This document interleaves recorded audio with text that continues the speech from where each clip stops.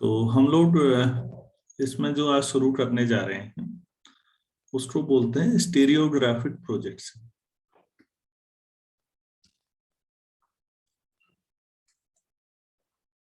Stereographic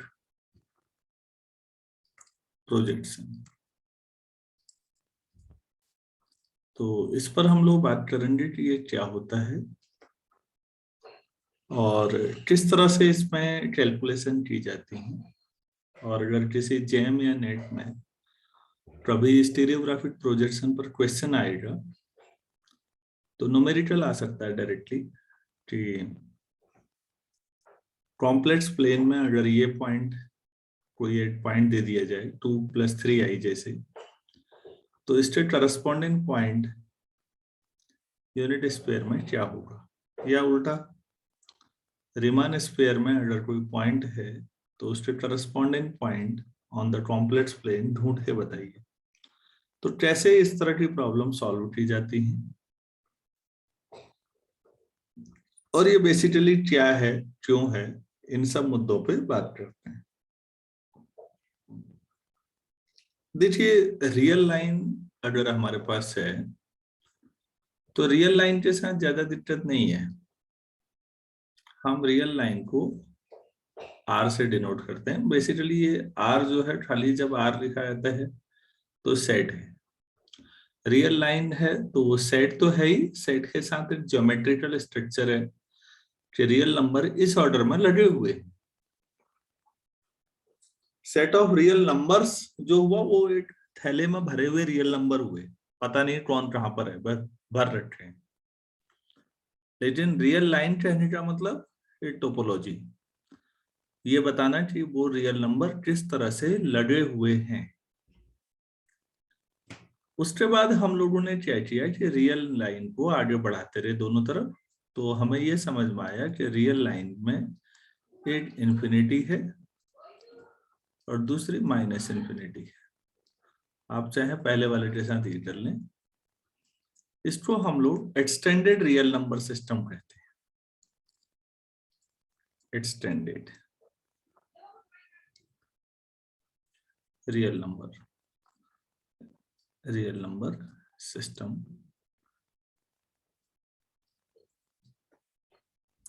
ये होगा, हम इस तरह से बोलते हैं। अब थोड़ा सा प्रॉब्लम ये होगी कि जो आर स्टार है वो फील्ड नहीं है। आप सभी लोग जानते होंगे जब हम आर की बात करते हैं तो ये नॉर्मली एडिशन और ऑर्डिनरी मल्टीप्लिकेशन के साथ ये एक फील्ड स्ट्रक्चर देता है। आर स्टार फील्ड नहीं है, ऐसा क्यों कह रहा हूँ? आप में से कोई लोग जवाब देना चाहेंगे?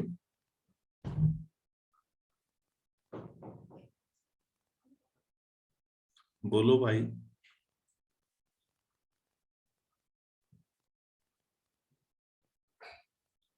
Hello sir, closure property satisfy नहीं हो पाएगी। क्यों? सर इन्फिनिटी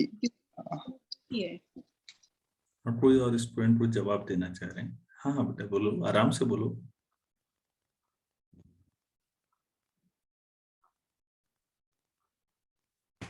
सर इसमें इन्फिनिटी भी है तो क्लोजर सेटिस्फाई नहीं होगी।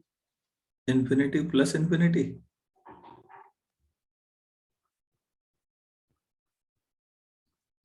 इन्फिनिटी प्लस इन्फिनिटी तो कोई दिक्कत नहीं, उसे इन्फिनिटी रहेंगे।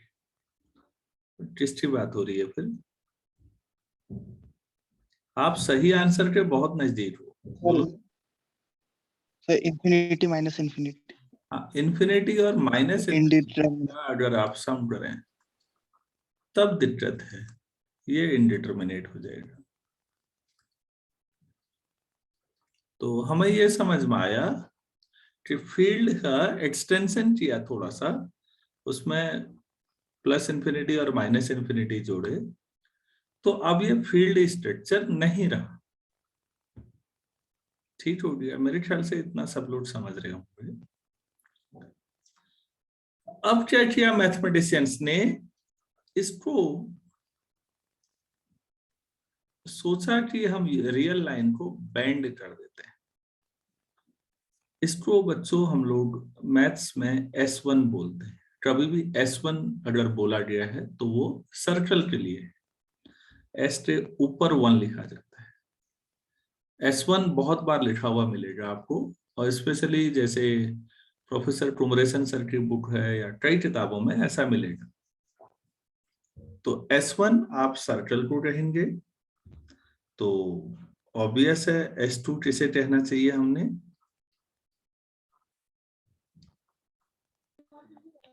S2 क्या होगा? स्फीयर। Sphere. हाँ, कभी भी S2 बोलेंगे क्योंकि आज हमारा काम S2 में होने वाला है, लेकिन S1 भी टोपोलॉजी में कई जगह आता रहता है।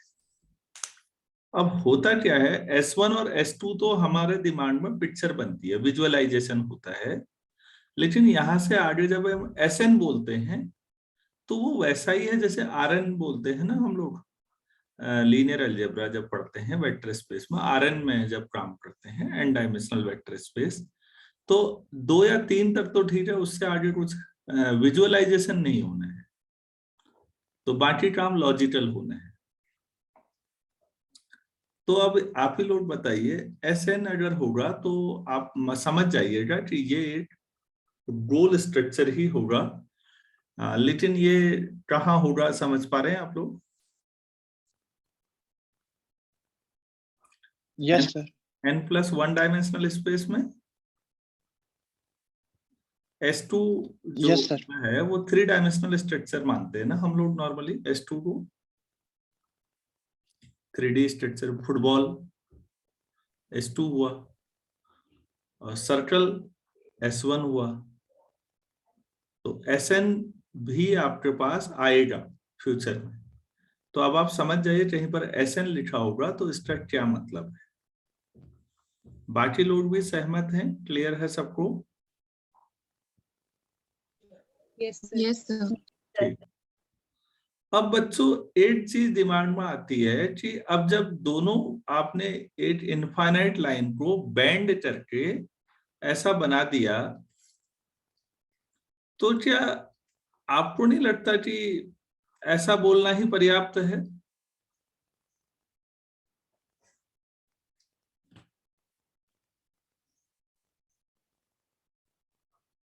आपने दोनों जो है प्लस इन्फिनिटी माइनस इन्फिनिटी, जिनको आप बोलते हैं रियल लाइन में, आपने वो सर्कुलर बैंड कर दिया ना, तो एक तरह से इफेक्टिवली आपने पूरी रियल लाइन में एक और पॉइंट जोड़ा इनफाइनाइट। बस इतना बोलना उचित नहीं है जी? Yes sir. अरे भाई, मैं ये कह रहा हूं, आप कोई पतली सी ऐसे कोई चीज ले लीजिए, कोई फ्लेक्सिबल जो बैंड हो सकती है। आपने उनके एंड पॉइंट को 2 अलग अलग नाम दिए, ए और बी। जब आपने उन्हें बैंड किया, सर्कल बनाया, तो वो ए और बी एक ही पॉइंट बन गए होंगे ना, सर्कल बनाएंगे तो। Yes, sir. तो आपको Yes, नहीं sir. लगता कि R इन्फिनिटी ऐसे लिखना भी पर्याप्त है? R union yes infinity sir. हो गया। क्लियर हुआ सभी लोगों को? Yes, sir. हाँ, तो फिर अब Yes. ठीक। अब बच्चों यहां से हम आते हैं कॉम्प्लेक्स पे थोड़ा सा। फिर मैं बात कहना चाहूंगा कि कॉम्प्लेक्स को हम ऐसे रिप्रेजेंट करते हैं, ये है कॉम्प्लेक्स नंबर का कलेक्शन C/R। 2 मिनट रुक जाइए, मैं बात। सर नमस्कार। हाँ नमस्कार सर। जी सर, बस सर।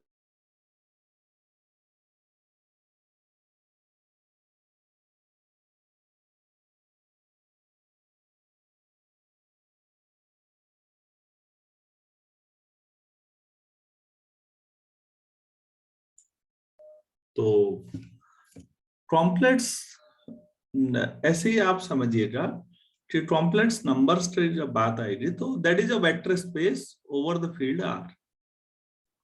ठीक है, और कॉम्प्लेक्स प्लेन क्या है फिर? वो क्या हुआ? ट्रॉम्पलेट्स प्लेन टोपोलॉजी हुई कि ट्रॉम्पलेट्स नंबर लगे हुए किस तरह से। क्या ये बात समझ में आती है आप लोगों को? जैसे R में है, आप कह सकते हैं R ओवर R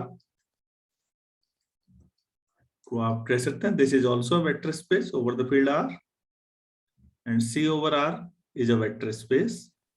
और लगे हुए कैसे हैं? पूरे प्लेन में लगे हुए। क्या ये बात समझ में आती है कि ये टोपोलॉजी हो रही है? आप ये बता रहे हैं कि ये लगे कैसे। अच्छा, ये ज्योमेट्रिकल पर्सपेक्टिव हुआ, ज्योमेट्रिकल नजरिया हुआ कि अच्छा ऐसे लगे हैं। हमारे दिमाग में बार बार आता है लगे कैसे होंगे वो। कोई भी सेट के एलिमेंट जिस तरह से लगे होते हैं आपके दिमाग में लगता है हाँ वो ऐसे होंगे, दैट इज टोपोलॉजी बेसिकली। जो आज मैं पढ़ाने जा रहा हूं ये बेसिकली ये 1 पॉइंट कॉम्पैक्टिफिकेशन है। मंटर्स की बुक में काफी अच्छे तरीके से दिया हुआ है। आप लोग जब एमएससी फर्स्ट टाइम में टोपोलॉजी पढ़ेंगे तो वहां एक ये काफी डिटेल में पढ़ा जाता है व्हाट इज 1 पॉइंट कॉम्पैक्टिफिकेशन। जिन लोगों ने टोपोलॉजी पढ़ी है और 1 पॉइंट कॉम्पैक्टिफिकेशन पढ़ा है उनके लिए ज्यादा आसान है, और जिन्होंने नहीं पढ़ा है वो कोई बात नहीं, इतना टफ भी कुछ नहीं है। लेकिन अभी हम 1 पॉइंट कॉम्पैक्टिफिकेशन की थ्योरी पे बहुत ज्यादा काम नहीं करेंगे। रीमान साहब ने उस कंसेप्ट का एप्लीकेशन किया है। तो स्टीरियोग्राफिक प्रोजेक्शन को बेसिकली 1 पॉइंट कॉम्पैक्टिफिकेशन कह सकते हैं। अब इस शब्द को समझते हैं। कॉम्पैक्ट बनाने का मतलब होता है बहुत फैला हुआ जो होता है उसको छोटा, और जैसे पहले जो डेटा होता था वो बहुत ज्यादा बड़ी फ्लॉपी और चीजों में आ पाता था। सॉफ्टवेयर इंजीनियर्स ने लगातार काम किया, हार्डवेयर ने किया, हार्डवेयर इंजीनियर्स ने, और डेटा कम जगहों पे स्टोर करने की फैसिलिटी दी आपको। तो आपने उसको नाम दिया कॉम्पैक्ट डिस्क, सीडी बोलते थे उसको। समझ में आया बच्चों?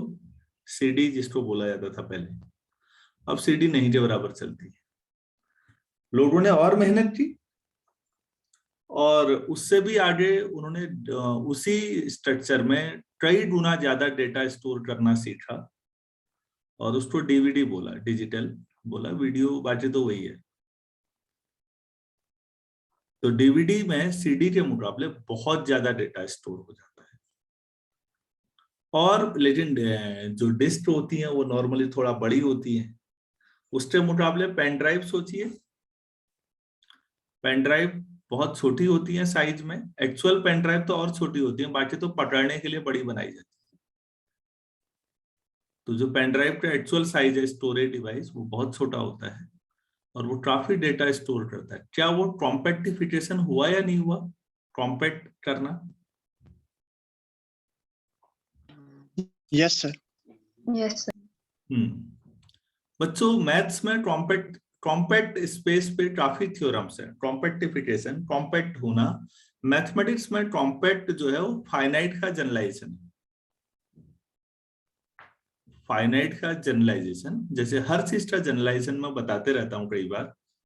तो फाइनाइट जो आप लोग बोलते हैं कि this is a finite set, ऐसा, तो मैथ्स में फाइनाइट का जनरलाइजेशन शब्द जो हुआ वो क्या हुआ? कॉम्पैक्ट। जब भी कॉम्पैक्ट बोला जाता है तो वो इनफाइनाइट नहीं है, वो ऐसा मतलब नहीं है, जनरलाइजेशन है। अच्छा जी, तो हम अब क्या कर रहे हैं? सरल शब्दों में हमने रियल लाइन को तो बैंड कर दिया। कॉम्प्लेक्स प्लेन के साथ दिक्कत ये है कि आप किसी भी डायरेक्शन में चलते रहें आपको इनफाइनाइट मिलता जाएगा, किसी भी डायरेक्शन में। तो डायरेक्शन ही अनकाउंटेबल है और हर डायरेक्शन में आपको एक इंफिनिटी मिल जाता है। अब रियल के साथ तो फिर भी ठीक था कि दो ही डायरेक्शन थी, तो आपने एक को प्लस इंफिनिटी और एक को माइनस इंफिनिटी बोला। लेकिन कॉम्प्लेक्स के साथ थोड़ा परेशानी है।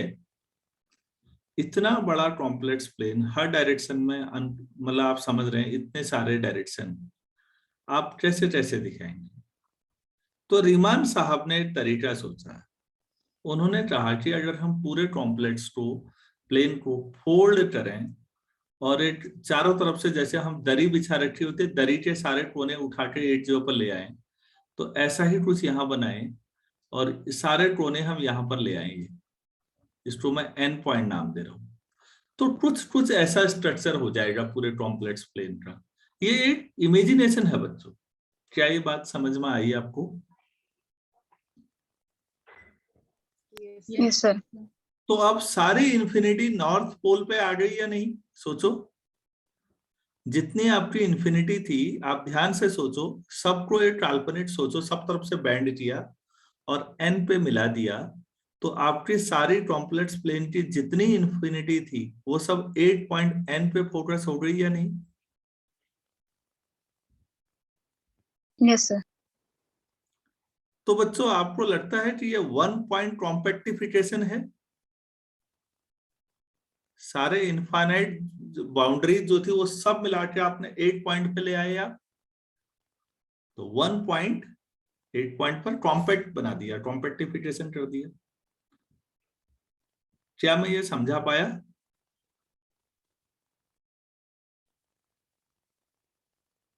Yes sir.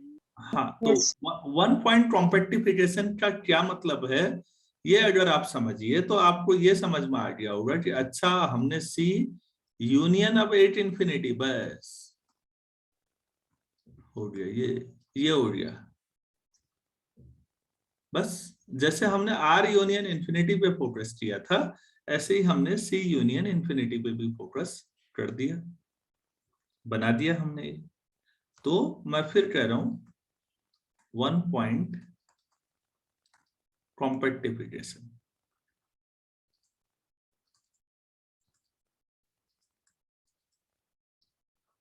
यही है। आपने सारी इंफिनिटी 8 इंफिनिटी में कॉम्पैक्ट करके 8 बना दिया, तो चीजें आसान हो गई। अब बात यह है, परेशानी यह है कि कॉम्प्लेक्स प्लेन का हर पॉइंट के करस्पॉन्डिंग इस स्फीयर में 8 पॉइंट होगा। जब स्फीयर लेना ही है तो यूनिट स्फीयर ले लो, क्या दिक्कत है? और अगर 1 to 1 करस्पॉन्डेंस आ जाता है कॉम्प्लेक्स प्लेन में और इस S2 में, क्योंकि स्फीयर बना होगा तो अब हम इसे S2 बोलेंगे।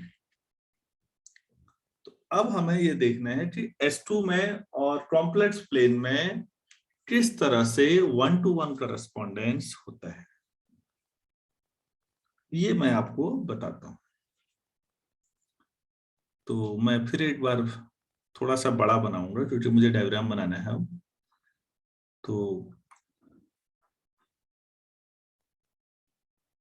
ये है,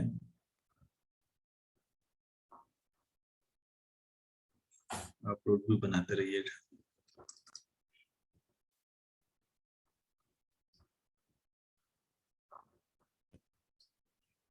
क्योंकि 3D स्ट्रक्चर है तो मुझे XYZ भी लेने हैं, मैं उतना अच्छा नहीं बना पा रहा हूँ। ऊपर को Z मान लेते हैं, ये नॉर्थ पोल है, इसे ओरिजिन मान लेते हैं, इसको X एक्सिस, इसको Y एक्सिस, और इसके करस्पॉन्डिंग सोचिएगा, मैं पता नहीं कितना बना पाऊंगा। ये पूरा कॉम्प्लेक्स प्लेन है।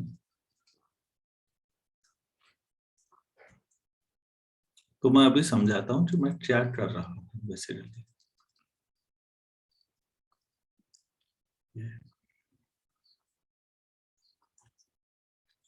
बच्चों सरल शब्दों में समझाता हूं, पहले उसको समझिएगा। आप ऐसा समझिए, अब जब मैंने ये यूनिट स्पेयर ले लिया तो इसको नारियल गोले की तरह काट दिया मैंने ऐसे बीचों बीच से। ये बात समझ में आ रही है? 2 हेमी स्पेयर बन गए, तिरछा काट दिया। यस। काटने के बाद इसके बीच में पूरा कॉम्प्लेक्स प्लेन डाल दिया बीच से। मतलब समझो आप छोटा सा, आपके पास एक हेमिस्फीयर 2 ले लीजिए ऐसे, और एक A4 सीट ले लीजिए। A4 सीट आप बीच में दबाइए और दोबारा क्लोज कर दीजिए स्पेयर को। क्या मैं समझा पाया? ध्यान से सुनिएगा सभी बच्चे। Yes sir. गोले को 2 बराबर हिस्सों में काट दीजिए और बीच में कोई A4 सीट दबा दीजिए या अखबार का कोई टुकड़ा दबा दीजिए लंबा सा, और गोले को फिर बंद कर दीजिए। तो ये वो सिचुएशन है जो मैंने आपके सामने बना रखी है। कोई स्टूडेंट है जिसको अभी भी क्लियर नहीं हो पाया? नहीं, सबको क्लियर है। ठीक,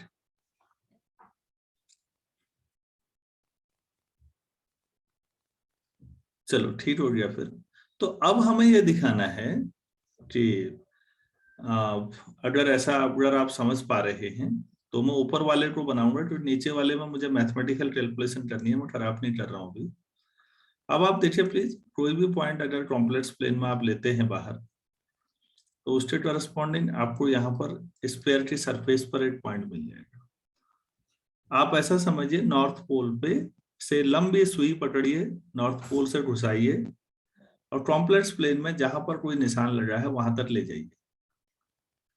तो सोचिए काल्पनिक तौर पर, तो आप स्फीयर के अपर हाफ में कहीं छेद करते हुए बाहर निकलेंगे और उस पॉइंट तक पहुंच जाएंगे।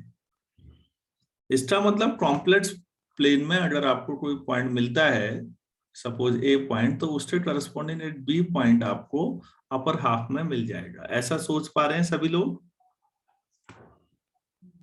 Yes, sir.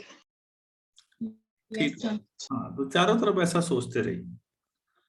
अब अगर सुई अंदर ही अंदर डाल दें, क्योंकि कागज तो अंदर भी दबा रखा आपने, तो आप देखेंगे अंदर के पॉइंट्स के करस्पॉन्डिंग जो कागज में है, आपको लोअर हाफ में पॉइंट्स मिलने शुरू हो जाएंगे।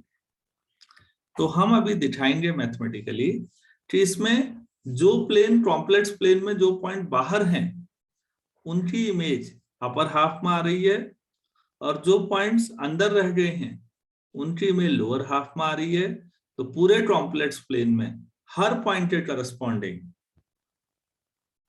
आपको इस यूनिट स्फीयर का कोई ना कोई पॉइंट मिल जाएगा।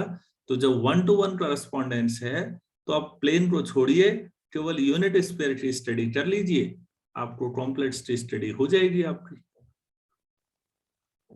ये समझाना है मैंने नीचे वाले में। अब मैथमेटिकली क्या मैं यहां तक समझा पाया? Yes, Yes, sir. ठीक है। Yes, sir. हाँ, तो ये सी इन्फिनिटी जिसको मैंने ऊपर लिखा है, इसी को कई लोग सी स्टार भी लिखते हैं। तो अब मैं आपको ये बता रहा हूँ कि मैं एक मैपिंग डिफाइन कर रहा हूँ जो S2 से सी स्टार में होगी। और यहाँ पर मैं ये ले रहा हूँ, थोड़ा सा ध्यान दीजिएगा, डायग्राम थोड़ा साफ बनाइएगा। सपोज ये पॉइंट P है, और क्योंकि ये कॉम्प्लेक्स प्लेन है, तो z=x+i/y, इसलिए xy नीचे ले रखे हैं मैंने। और आप 3D के हिसाब से इसको x, y, और चूंकि xy प्लेन है तो z कोऑर्डिनेट 0 ऐसे भी ले सकते हो, xy, 0।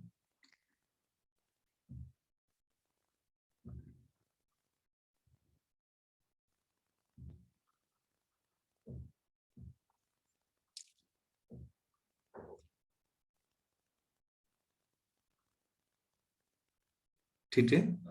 अच्छा, जहां पर ये इसको काट रही है,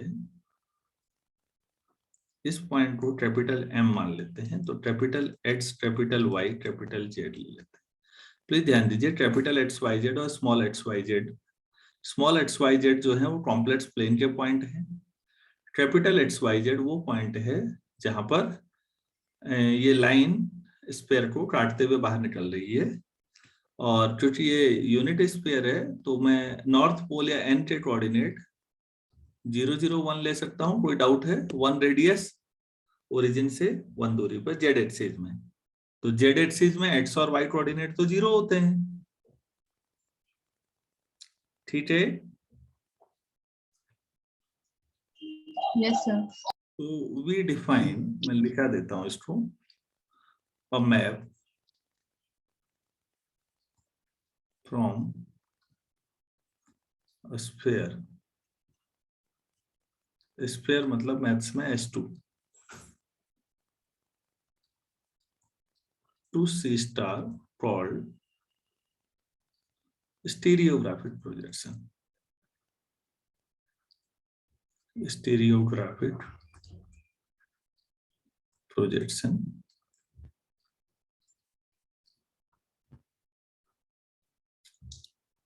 ठीक है, फुल स्टॉप। अब इक्वेशंस निकालनी है और हमें ये बताना है, जैसे न्यूमेरिकल क्या आ सकते हैं। मैं शुरू में कह रहा था कि मुझे अगर यूनिट स्फीयर पर कोई पॉइंट दिया जाए और पूछा जाए कि कॉम्प्लेक्स प्लेन में इसके करस्पॉन्डिंग पॉइंट क्या होगा, ये ऑब्जेक्टिव सवाल बनाया जा सकता है, या उल्टा। तो वो कैसे निकालें, उसके लिए मैं थोड़ा सा 12वीं की आपकी मैथ से आपको रिवाइज करके देता हूँ कंसेप्ट। देखिए प्लीज, सपोज मुझे इस लाइन की इक्वेशन निकालनी है और ये लाइन किसी पॉइंट ए से पास हो रही है, मतलब इसका पोजीशन वेक्टर ए है। इसका मतलब वो कहीं ओरिजिन होगा और ये ए होगा, और एक पॉइंट और दे दो बी, इसका पोजीशन वेक्टर बी है मान लेते हैं। ठीक हो गया, तो ये बी हो जाएगा। तो मुझे ए बी लाइन की इक्वेशन निकालनी है। मैं 12वीं की वेक्टर रिवाइज कर रहा हूँ ताकि मैं डायरेक्टली लिख सकूं। तो हम लोग क्या करते हैं, जिस चीज क्वेश्चन निकालनी है उस पर हमेशा एक पॉइंट मान लीजिए, general point. Suppose this is R, ये ले लिया, तो ये आर वेक्टर हो गया हमारे पास। तो प्लीज देखिए, आर माइनस ए वेक्टर जो होगा वो पैरेलल होगा, किसी के भी ले लो, बी माइनस ए के ले लो, ये ठीक है। देखिए आर माइनस ए और बी माइनस ए एक ही वेक्टर तो है, तो पैरेलल माने जा सकते हैं। Yes sir. अच्छा बच्चों, दो वेक्टर पैरेलल होते हैं तो आप लोगों ने पढ़ा होगा, मैं राइट कॉर्नर में ऊपर लिख रहा हूं, देखिएगा, A vector is parallel to B. इसका मतलब इनकी डायरेक्शन तो एक ही है, मैग्नीट्यूड अलग अलग हो सकता है। तो हम वेक्टर ए को some scalar times vector B लिखते हैं, ऐसा मालूम है या नहीं? राइट अपर में देखिएगा, राइट साइड में ऊपर। Yes. सभी लोग समझ रहे हैं? Yes sir. Yes. हाँ, तो यहाँ भी आ जाइए, ये दोनों पैरेलल हैं, तो आर माइनस ए को मैं क्या लिख सकता हूँ, सम लैम्डा टाइम्स, लैम्डा स्केलर है और अगर वेक्टर स्पेस में रहते हो तो वो फील्ड का एलिमेंट है। तो R equal to vector A plus lambda times B minus.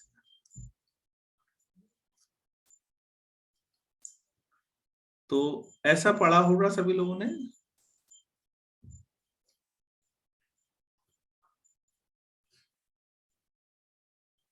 ये ठीक है? Yes sir. यस ठीक है। तो जूम ने वार्निंग दे दी है भाई क्लास एंड करो, तो मैं इसको एंड कर रहा हूँ। और ये 12 मिनट ले रहा है अपलोड होने में यूट्यूब पे और उसमें इसको सेव होने में भी। तो हम ठीक 8:15 बजे जुड़ते हैं दोबारा बच्चों, इसको पूरा करते हैं आज। चलिए, थैंक यू।